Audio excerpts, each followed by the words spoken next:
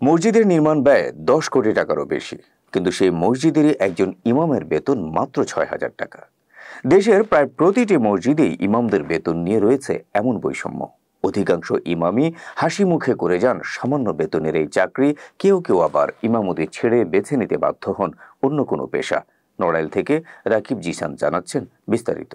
এই ইমামতি পেশা ছেড়ে দিয়ে ভ্যান চালায় সকাল হতে সন্ধ্যা পর্যন্ত 500 টাকা ইনকাম করতে পারি। বর্তমান প্রেক্ষাপটে আনসারদের আন্দোলন, শিক্ষকদের আন্দোলন, ছাত্রদের আন্দোলন, রিক্সা চালকদের আন্দোলন, ভ্যান চালকদের আন্দোলন, কিন্তু আমাদের ক্ষুদ্র বয়সে কখনো দেখলাম না যে ইমাম সাহেবরা তাদের বেতনের জন্য প্রেস ক্লাবে যে আন্দোলন করছেন। ন্যূনতম বেতন আছে 50 টাকা।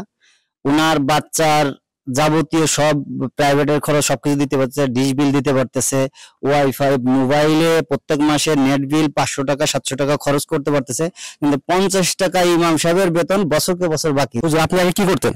আগে ইমামতি করতাম। আপনি এই পেশা ছেড়ে দেওয়ার কারণ কি? ইমামতি পেশায় বেতন টেতন ঠিক মতন পাতাম না এবং সংসার চলে না। ইমামতি ছেড়ে দিয়ে এখন অন্য পেশায় নেমেছি। ভ্যান চালায় 500 টাকা পাই, তাতে কোনোরকম সংসার চলে।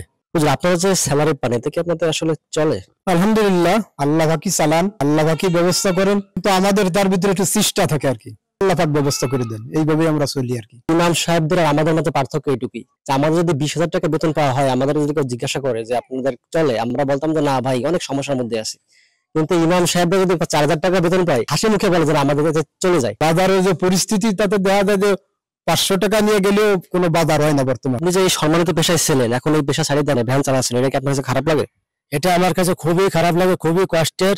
সরকার যদি আমাদের একটু সহযোগিতা করে তাহলে আমরা আর একটু সচ্ছল হতে পারবো।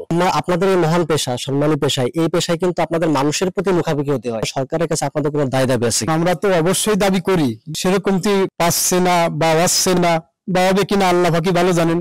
বর্তমান সরকার যেন ইমাম সাহেবদেরকে একটি নির্দিষ্ট বেতনের ব্যবস্থা করেন, এমনটাই প্রত্যাশা করেন স্থানীয় উলামা একরামগণ।